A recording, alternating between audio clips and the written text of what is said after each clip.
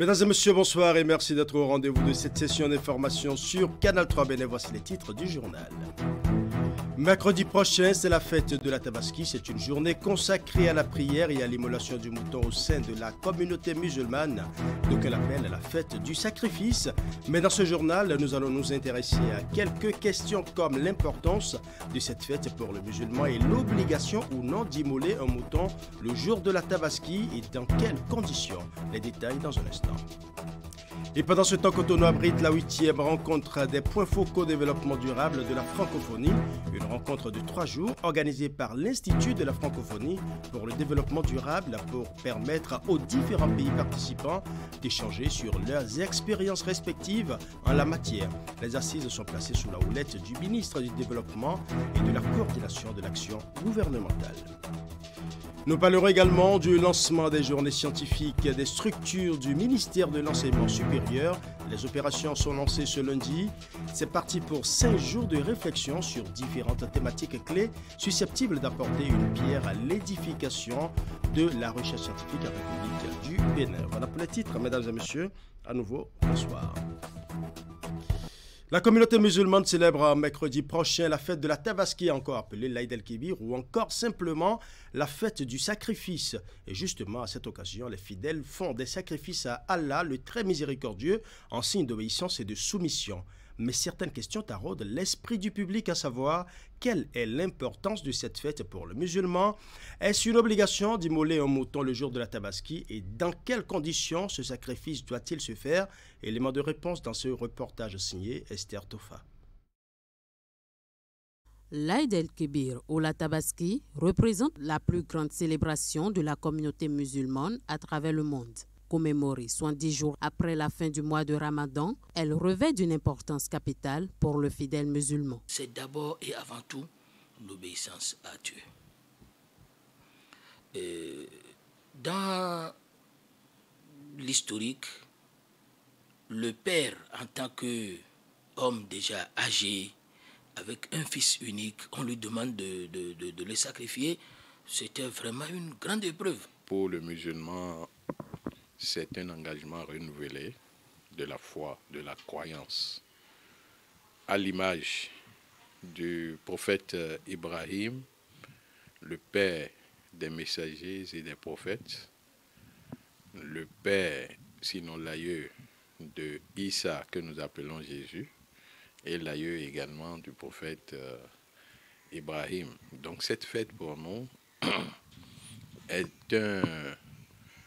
l'occasion pour nous de rappeler que nous les hommes, nous sommes les mêmes. La particularité de ce jour pour les fidèles musulmans est l'immolation d'une bête, signe de sacrifice. Mais le choix de cette bête doit répondre à certains critères. Le chameau qui a 5 ans, le bœuf qui a 2 ans et entre dans 3e, c'est déjà bon. Et maintenant, le mouton et le bélier. Il y a aussi la famille des boucs aussi qui est acceptée. Mais ça, là, ça doit avoir 1 an. Le bélier doit avoir au moins 6 mois. Tout musulman ayant les moyens de faire une immolation le jour de la Tabaski est tenu de le faire, à en croire les chefs religieux qui s'en réfèrent aux Saintes Écritures. L'animal ainsi immolé doit ensuite faire l'objet d'un partage. D'abord, c'est une fête. Et quand c'est une fête, il y a des diminués entre nous. Donc, en tant qu'un bon croyant, en tant qu'un bon musulman, nous devons partager à ceux qui sont en besoin, pour les diminuer, ceux qui n'en ont pas, pour qu'eux aussi trouvent quelque chose pour fêter avec. L'islam étant une religion de partage, après avoir immolé la viande, elle est à partager. Le premier tiers, c'est pour les indigents musulmans qui n'ont rien. Le second tiers, c'est pour les amis musulmans ou non, les voisins qui sont dans le quartier. Bon, voilà. Et le dernier tiers, c'est ça, il faut réserver pour la famille. La fête du sacrifice est donc importante pour le fidèle musulman. Elle se célèbre cette année au 28e jour du mois de juin. Une célébration qui intervient dans un contexte de hausse remarquable du prix des moutons sur le marché. Et justement, à quelques heures de la commémoration de la Tabaski édition 2023, une de nos équipes de reportage a effectué une descente sur le terrain pour constater l'ampleur des activités. L'équipe était au marché Zongo à Cotonou pour voir un peu la situation qui prévaut entre revendeurs et acheteurs sur les prix des bêtes. Je vous laisse apprécier. Tout semble être prêt pour la Tabaski de cette année. Les moutons sont plus ou moins présents sur le marché pour la circonstance. Les réalités auxquelles sont confrontés les acheteurs varient d'un point de vente à un autre, mais la plus constante, ce sont les coûts de cession des bêtes qui restent très élevés à moins de 48 heures de la fête. Yessoufou vient de passer 45 minutes ici dans ce marché, 6 au quartier Zongo, sans pouvoir s'acheter la bête à immoler dans moins de 2 jours. Les discussions ne sont pas concluantes pour le moment. On ne veut pas beaucoup discuter, si tu es d'accord. Il a dit à débattre, et maintenant je dis le 80 et il parle. Équation difficile à résoudre pour Yessoufou, mais il faut bien trouver une solution. Le temps qui reste avant la Tabaski n'offre plus trop de choix. C'est pourquoi il entend tout mettre en œuvre pour convaincre l'un des vendeurs. Pas question de désespérer. Pour le moment, les moutons sont tellement chers.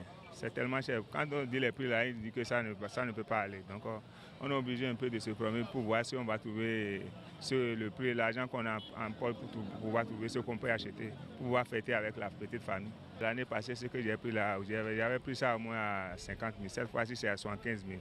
Le mouton est tellement cher sur le marché. Bon, je ne sais pas si les jours à venir vont encore diminuer les prix, mais sinon, présentement, là, c'est cher. Cette année, les moutons sont chers et intouchables sur le marché. Une situation que même les revendeurs n'arrivent pas à bien cerner. Certains évoquent la situation qui sévit dans le Nord Bénin, zone de provenance de ces bêtes. D'autres, par contre, parlent de la pénurie des bêtes dans les localités d'approvisionnement. Il n'y a pas assez de sécurité entre le Nord Bénin, parmi les frontières. Bon, il n'y a pas assez de sécurité parce qu'il y a assez de problèmes entre nous, les commerçants, et les importateurs aussi. Il y a assez de problèmes parce qu'avec les Boko Haram, là, bon, on en est marre. Même à la frontière Togo-Bénin, les gens ont vu les images qui s'est passé. Ils ont trop tué les bêtes pour nous. Bon, et encore, ils nous menacent de ne pas trouver pour venir. Cette année-là, il n'y a pas la voie. Et voici encore, il n'y a pas beaucoup de moutons. Et encore pour payer, encore, c'est dur encore. Le souhait de ces revendeurs est d'écouler leurs troupeaux et faire aussi un bon chiffre d'affaires. Seulement, ce souhait se heurte à des imprévus sur le terrain des échanges. Toutes choses qui donnent à réfléchir, notamment à ceux qui viennent de très loin. Akilo Abdoulaye vient tout droit du Niger. La situation le laisse quelque peu perplexe. Nous, on a amené ça du Niger, le mouton. Mais vraiment, depuis que je suis amené mes moutons là, quand les gens viennent, ils m'ont dit c'est cher, il n'y a pas d'argent dans le pays. Et encore, les moutons sont chers. Et parce que le mouton que j'ai amené, c'est grand mouton. Comment céder ces bêtes à temps pour ne point se retrouver, en fin de compte, dans les calculs, reste désormais la question majeure que se posent les revendeurs. En tout cas, cherté du prix ou pas, la fête de la Tabaski aura bel et bien lieu ce mercredi sur toute l'étendue du territoire national.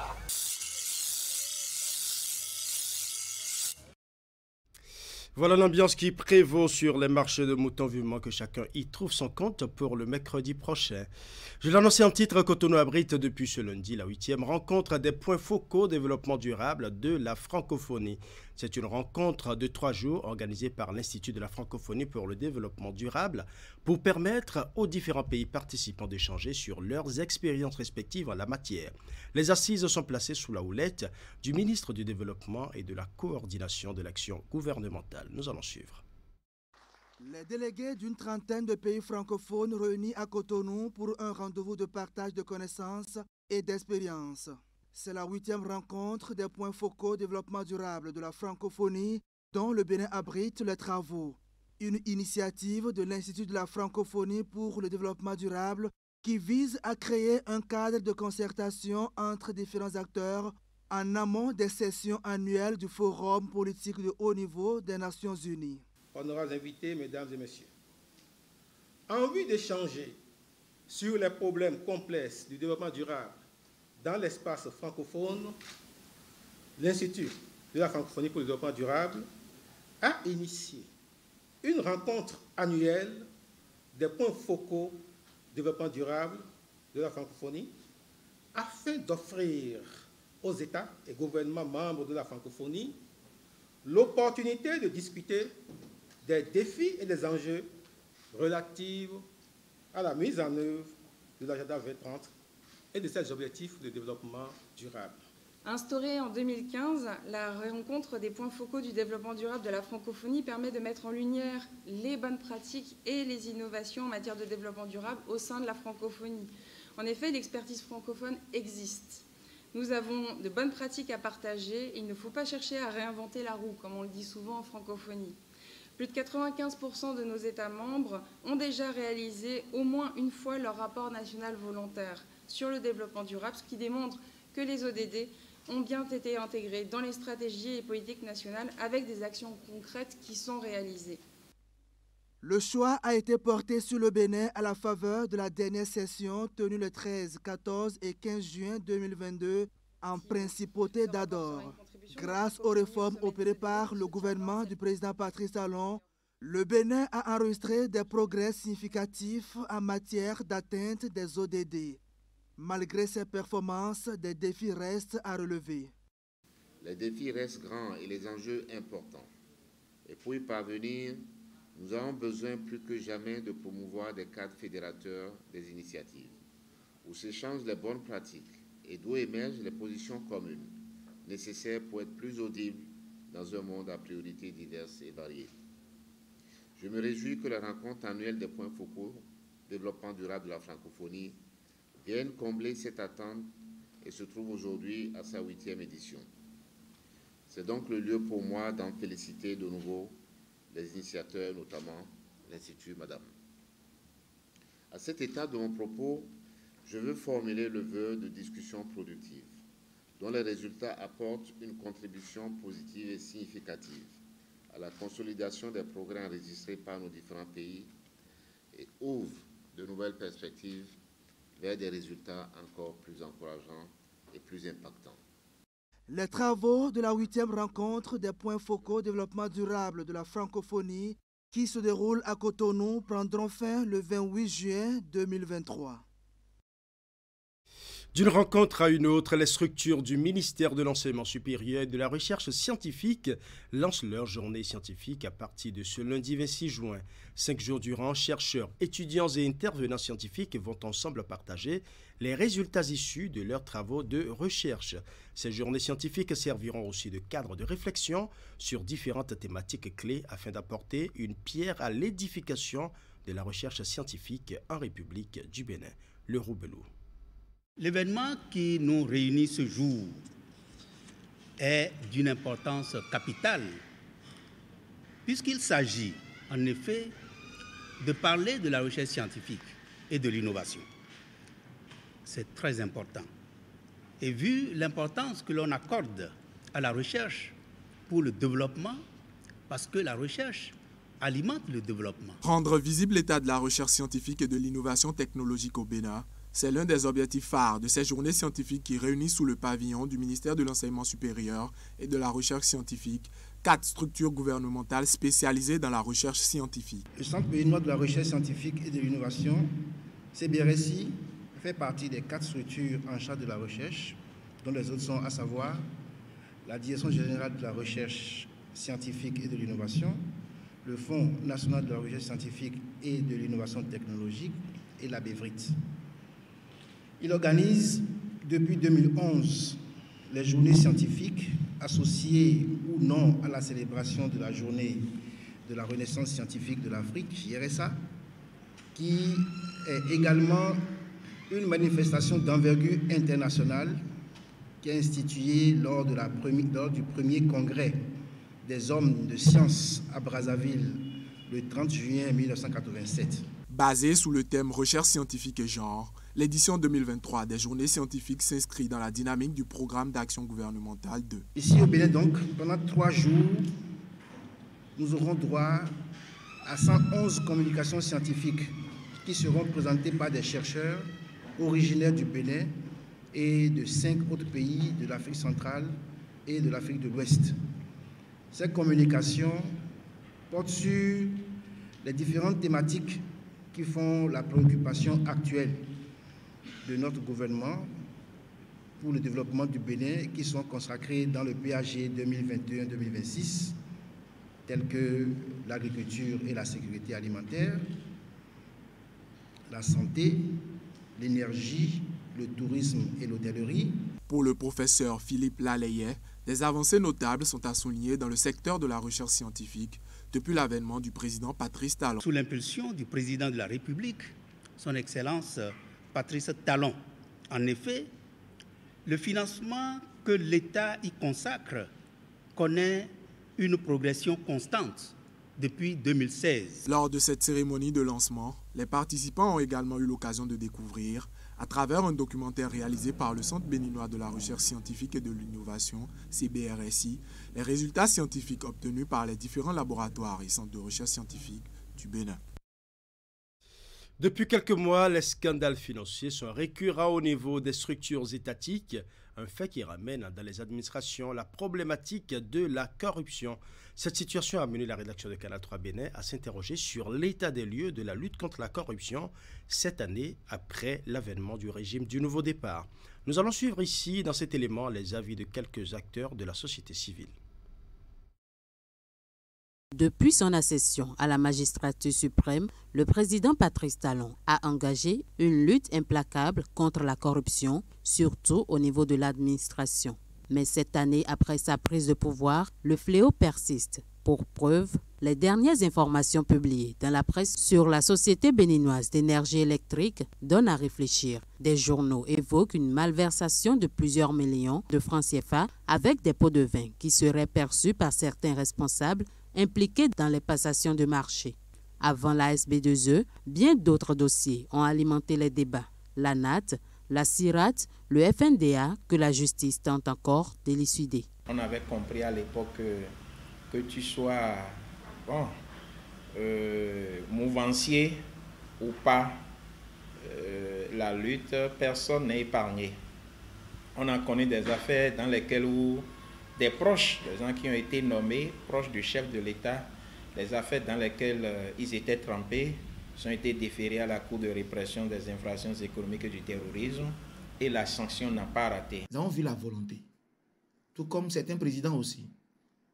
Mais cette volonté n'est pas encore partagée à la base. Parce que dans la mise en œuvre de cette volonté de lutte contre la corruption, de faire en sorte que les deniers publics soient bien gérés, les agents ou bien ceux qui sont chargés de mettre en place ce système ont, au-delà de ce que nous pouvons dire, travailler pour la lutte, ont mis en place la culture de la peur.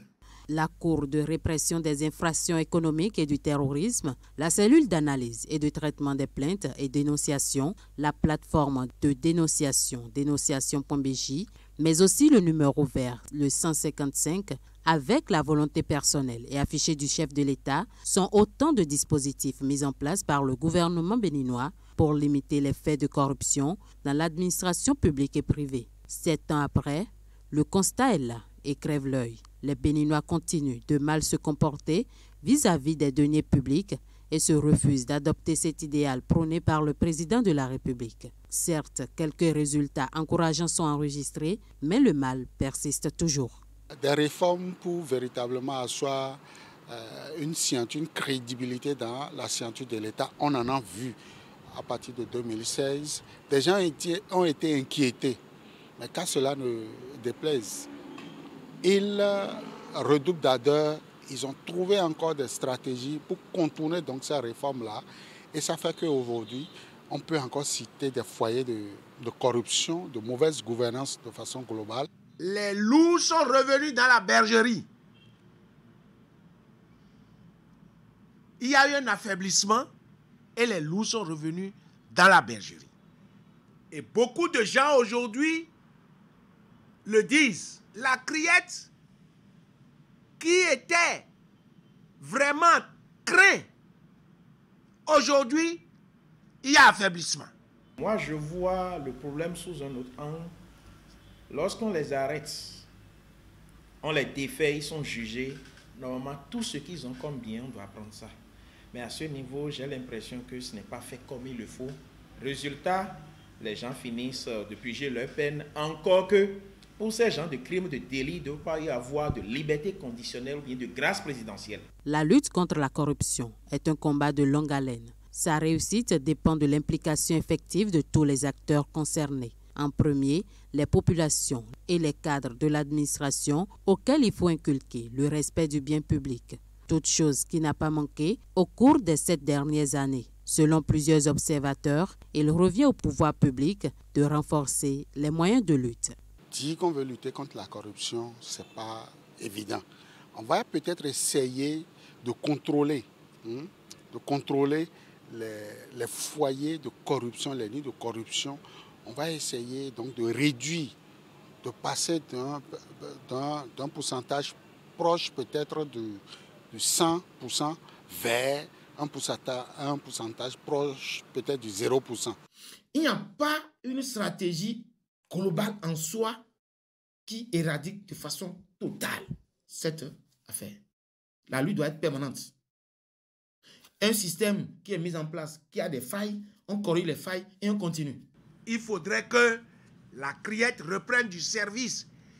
Est-ce que c'est parce que on a augmenté encore d'autres activités à la criette qui n'est pas seulement ses premières activités au début, qui est la lutte contre la corruption, le terrorisme et les infractions connexes?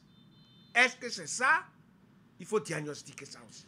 À tous égards, la corruption continue de sévir en dépit de tous les efforts consentis par les gouvernements qui se sont succédés à la tête du Bénin. Finalement, ne serait-il pas judicieux de changer carrément de fusil d'épaule en rééduquant la jeune génération afin d'espérer plus tard un nouveau type de citoyen plus intègre? Parlons à présent de la célébration d'anniversaire du Lions Club à Cotonou, les Cocotiers New Century et du Lions Club Cotonou Émeraude. Une festivité marquée par une soirée gala samedi dernier à Cotonou, laquelle soirée a également consacré le remplacement des têtes de pont dans une ambiance conviviale et festive. Retour sur les temps forts de la soirée dans ce reportage. 17 ans déjà que le Lions Club Cotonou, les Cocotiers New Century, a été fondé. Quant au Lions Club Cotonou Émeraude, il souffle sa 5e bougie. Pour célébrer ce double anniversaire, les petits plats sont mis dans les grands. Entre un décor somptueux, un orchestre maîtrisant les bonnes sonorités et un buffet bien garni, la fête ne pouvait qu'être belle.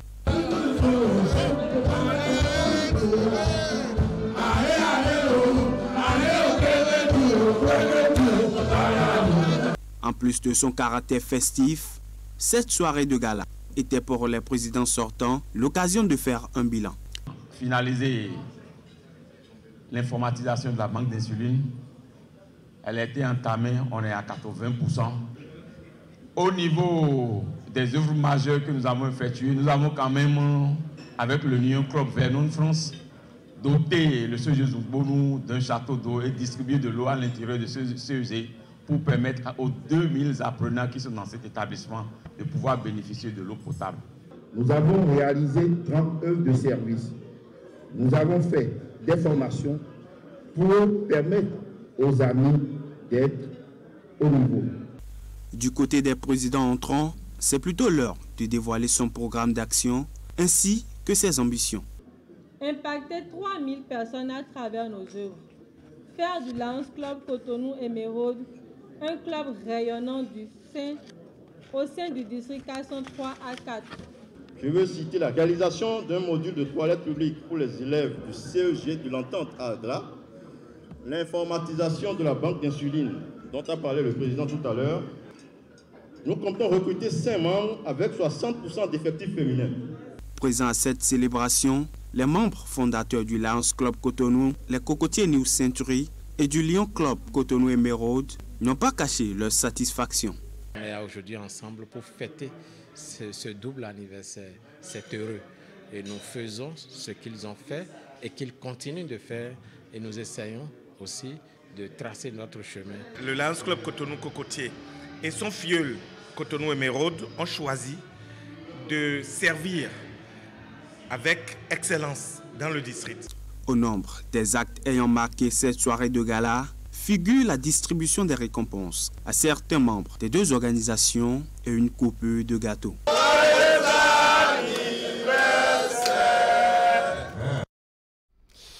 2 mois après sa nomination à la tête de la Fondation Batonga, la nouvelle directrice exécutive fait le tour des localités bénéficiaires du programme de la structure. Après les étapes de Boïkon et de Savalou il y a quelques jours, Koudoudia était ce dimanche à Koupagou, dans la commune de Boukombe, pour évaluer le travail abattu par ses collaborateurs et l'impact de la Fondation sur la communauté. Nous allons suivre. C'est le morceau choisi par ces jeunes filles de Koupagou dans la commune de Boukombe pour souhaiter la bienvenue à la nouvelle directrice exécutive de la Fondation Batonga dans leur localité. Accompagnée pour la circonstance de la directrice pays et du chargé de la qualité de la Fondation Batonga, Madame Koudou Diao est ici pour constater de visu le niveau d'exécution des programmes de renforcement du leadership des adolescentes et d'autonomisation économique des femmes mis en œuvre par la Fondation Batonga au profit de cette communauté. Je viens voir ce que l'équipe fait sur le terrain, ce que notre partenariat avec les communautés, notre soutien des jeunes filles et des jeunes femmes et notre collaboration avec les hommes de cette localité, de quoi il s'agit. Donc c'est dans l'esprit de venir découvrir, de venir me frotter aux populations avec lesquelles nous travaillons, de venir en fait apprendre un peu plus de ce qui se fait. Comme ça, je repartirai avec des idées fraîches et la possibilité de pouvoir continuer le travail que mes collègues sur place et mes prédécesseurs ont commencé. Dans l'Atakora et plus précisément à Natitengwe à Boukombe, 500 adolescentes de 12 à 14 ans reparties dans 20 clubs et 360 jeunes femmes bénéficient des 2 programmes de la Fondation Batonga. Des programmes qui ont permis de transformer le potentiel des bénéficiaires en pouvoir. Quand Batonga est venu ici, moi je suis très fière. Ce que Batonga nous a donné là, si quelqu'un était dans mon ventre pour voir ce qui est dans mon ventre, je ne peux même pas parler à cause de ça. Je tire chapeau à la Fondation Batonga pour ce qu'elle fait ici à Koupagou. Les femmes, outre ce qu'elles faisaient, elles ont appris à transformer des aliments comme le soja, le fonio. Au-delà de la satisfaction affichée par ses bénéficiaires, des doléances n'ont pas manqué, doléances auxquelles la Fondation Batonga entend donner une suite favorable dans les tout prochains jours. Dans quelques jours, on va avoir des formations en informatique. Vous aurez des tablettes et dans ces tablettes-là, il y a tout. Vous avez des livres en ligne. Vous allez pouvoir faire des jeux éducatifs. Les femmes aussi pourront savoir comment créer, comment arranger leurs produits et tout ça. C'est la période des vacances. Nous ne souhaitons pas vous voir vous balader. Nous allons voir avec d'autres organisations qui le font déjà. Il y en a qui font les cours du soir aux adultes en langue française ou en langue locale. On va vous revenir par rapport à ça. En reconnaissance à tous les services rendus à la communauté de Koupagou, celle-ci a offert des présents à son hôte du jour. Une visite de stand où sont exposés les produits agroalimentaires transformés par ces jeunes femmes a mis un terme à cette rencontre.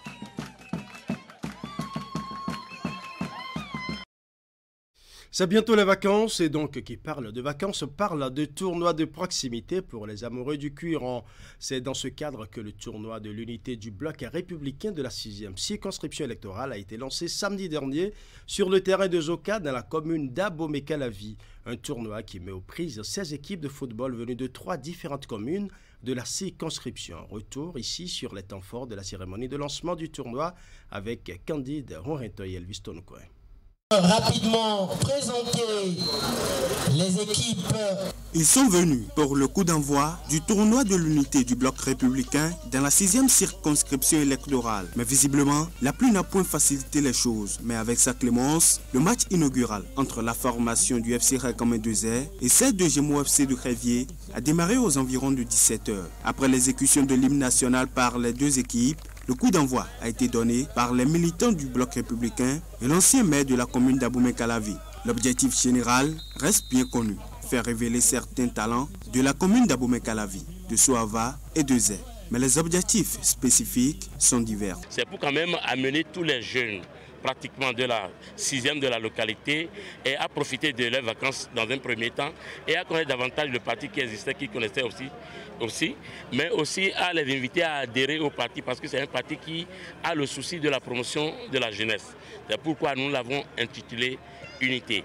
Unité, si les jeunes sont unis autour d'une nation, ça devient une nation forte, une nation qui est disposée pour l'avenir. Il a tergiversé, il a mis son compétiteur dans une très belle possibilité de but la frappe. Une première partie partagée entre émotion et joie du public qui a effectué le déplacement. Je pense que je suis émerveillé, sinon je serais déjà parti depuis. J'ai constaté qu'il y a de véritables talents dans notre circonscription que nous devons promouvoir. Absolument, donc nous avons un travail à faire. Eh bien, ça aussi a été pris en compte par les organisateurs du tournoi de l'unité de la 6e circonscription électorale dont l'ancien maire de la ville d'Abomey-Calavi est le parrain. Des dispositions ont été prises pour mettre en lumière les talents les plus prometteurs du tournoi. Il y a un comité qui sélectionne certains éléments, certains talents dans ces 3 communes-là. Après, nous allons trouver un entraîneur pour ces talents. Ils seront une 60aine environ.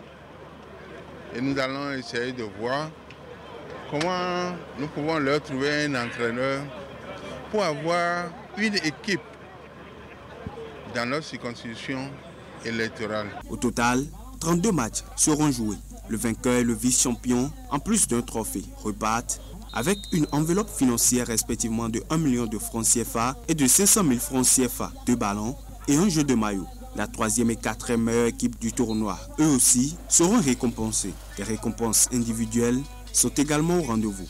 C'est donc parti pour environ 2 mois de compétition entre 16 équipes réparties en 4 poules différentes. Voilà, ce sera tout pour ce journal. Merci pour votre aimable attention. Bonne soirée à chacun et à tous.